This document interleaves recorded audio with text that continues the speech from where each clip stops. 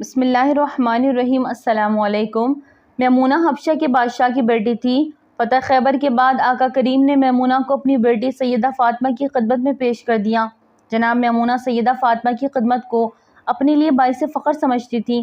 آپ کے خلوص اور ادب کو دیکھتے ہوئے جناب سیدہ فاطمہ نے کبھی آپ کو ایک کنیز کی نظر سے نہیں دیکھا، بلکہ آپ کے ساتھ روز مرہ کے گھر کے کاموں کی باری بنا لی۔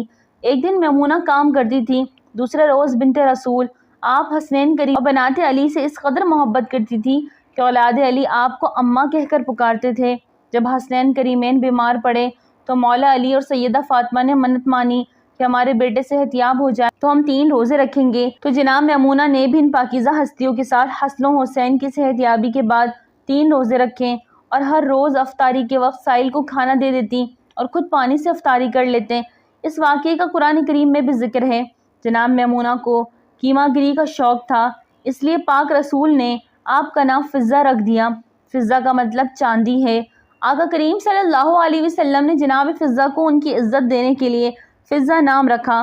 دنیا آج تک آپ کو فضہ کے نام سے ہی جانتی ہے۔ ایک بار جناب فضہ نے تانبے سے سونا تیار کیا اور مولا علی کو پیش کیا۔ مولا علی علیہ السلام نے فرمایا، فضہ اگر آپ اس طریقے سے سونا بناتی تو زیادہ خالص سونا بنتا۔ فضہ حیران ہو گئی اور کہا، اے امیر المومنین، کیا آپ کو بھی سونا بنانا آتا ہے؟ حضرت علی نے امام حسین کی طرف اشارہ کر کے فرمایا، فضہ یہ کام تو ہمارا بچہ بھی کر سکتا ہے۔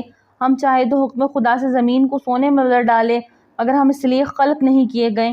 صحبت جناب فاطمہ کا یہ اثر تھا کہ جناب فضہ قرآن کریم کو اتنا یاد کر چکی تھی کہ 20 سال آپ نے ہر بات کا جواب قرآنی آیات سے دیا، دن کو روزہ رکھتی اور رات بھر مصلی پر عبادت کرتی۔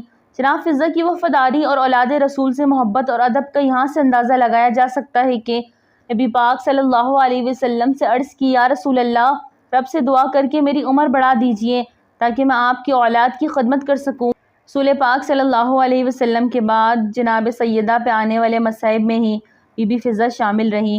آپ کی شہادت کے بعد جناب زینب بنت علی کی خدمت میں حاضر ہو گئیں۔ آپ آل رسول کے ساتھ ہر مصیبت میں ساتھ رہیں۔ مدینے سے کربلا روانگی کے وقت بھی ساتھ رہیں۔ کربلا کی شدید مصائب میں بھی آپ نے جناب زینب کو ایک ماں بن کر سہارا دیا۔ امام حسین آپ کا اتنا ادب کرتے تھے کہ وقت رخصت امام حسین نے الگ سے جناب فضہ سے ملاقات کی اور ایک بیٹے کی طرح ان سے رخصت مانگی۔ جناب فضہ آل رسول کے ساتھ قید ہو کر کوفہ و شام لائی گئیں۔ بازاروں میں جب اسیران کربلا پر پتھر برسائے گئے تو ضعیف فضہ نے بھی محبت میں اہل بیت میں پتھر کھائے اور یزید کے سامنے ان اسیران کو پیش کیا گیا تو آپ جناب زینب کے سامنے پردہ بن کر حائل ہو گئی۔ ایک عالم دین سے سنا ہے کہ جناب زینب کی شہادت کے بعد اب کئی سال تک سیدہ زینب کی قبر پر مجاور بن کر بیٹھی رہیں۔ اس وقت دمشق کا یہ مقام جہاں آج جناب زینب دفن ہے جنگل بیابان ہوا کرتا تھا۔ آپ ہر آنے جانے والے قافلے کو پانی پلانے کے بہانے روکتی اور بتاتی کہ جس کی قبر ہے یہ عام مستور نہیں، یہ نبیوں کی سلطان کی بیٹی ہے۔ یہ بھی پڑھا اور سنا ہے کہ جناب امام زین العابدین اور جناب فضہ کا یوم شہادت ایک ہی دن ہے۔ امام زین العابدین کا جب آخری وقت تھا تب آپ نے اپنے بیٹے امام باقر کو حکم دیا کہ اعجاز امامت سے شام جاؤ اور ہماری دادی فضہ کا آخری وقت ہے، جا کر سہارا دو اور جب وفات پا جائے تو خود جنازہ پڑھاؤ۔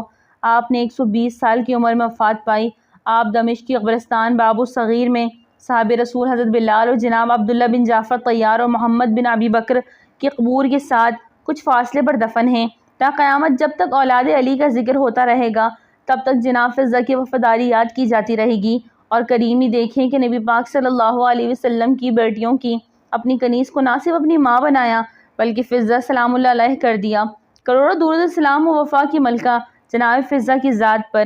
اگر ویڈیو اچھی لگے تو لائک کریں، چینل کو سبسکرائب کریں اور دعا میں یاد رکھیں۔ السلام علیکم۔